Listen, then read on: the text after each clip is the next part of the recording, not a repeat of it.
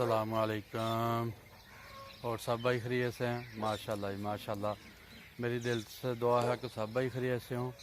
अल्हम्दुलिल्लाह फजर नमाज बाजमात अदा करके ते हुण बकरियां ही घर लैके आने, क्योंकि दुकान के अंदर हुण पिछे गोदाम च गर्मी हुंदी है। ते माशाल्लाह बकरियां भी असीं खोल लियां ने ते असीं हुण जा रहे हैं बकरियां बन्नण वास्ते। ते माशाल्लाह जी अज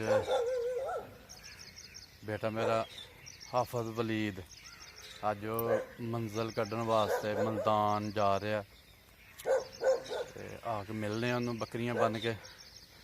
ते देख लो साडा घर है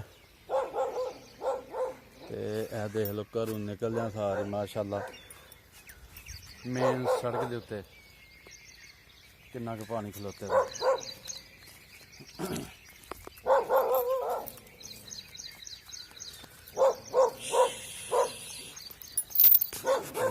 नाल नाल बकरियां भी जांदियां पियां।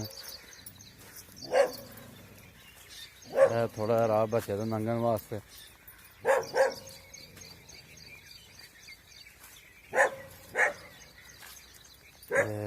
रानी भी साडे नाल, रानी नूं ओरे भुख लग गई है सुबह सुबह।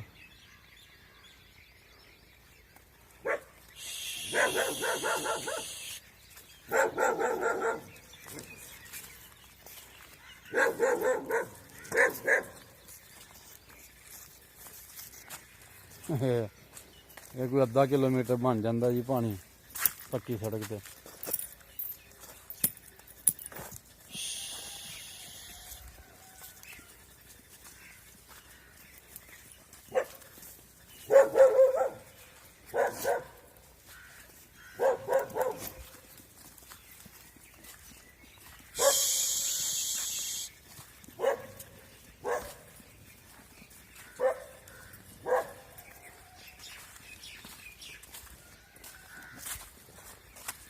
लो जी बकरियां अपने मंजिल से पुजने वालियां ने।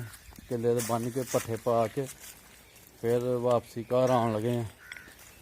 तो इंशाअल्लाह फिर अलविदा कहने मुल्तान जाने वास्ते। अल्लाह उन्होंने खैर करिए ना खड़े तो खैर करिए ना वापस लैके आए। जज़ाकल्लाह जी माशाअल्लाह इंशाअल्लाह।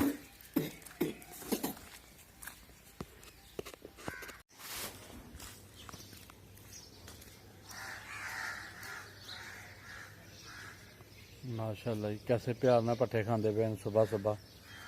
रात का बदल पे कैसे सलूक ना पट्ठे खांदियां पे सारियां जनियां।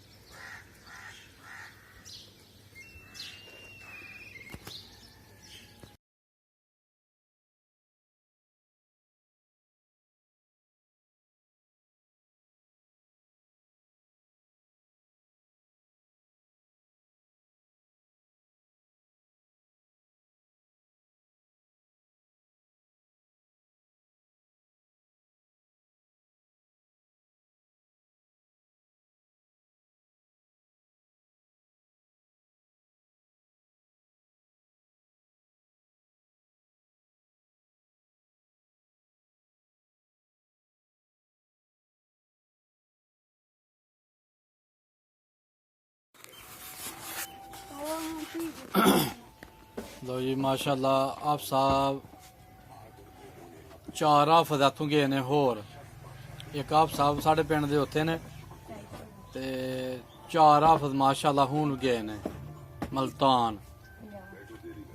ते इंशाअल्लाह दुआ करियो साढ़े हाफिजां वास्ते कि अल्लाह ताला ओदी मंजिल जेह्ड़ा ने छेती पूरी करे। ते फिर उन्होंने इंशाअल्लाह आलमे दीन का कोर्स करवावांगे इंशाअल्लाह। साड़ी वीडियो लाइक करो, शेयर करो, सब्सक्राइब करो। शुक्रिया सर। अल्लाह हाफिज़।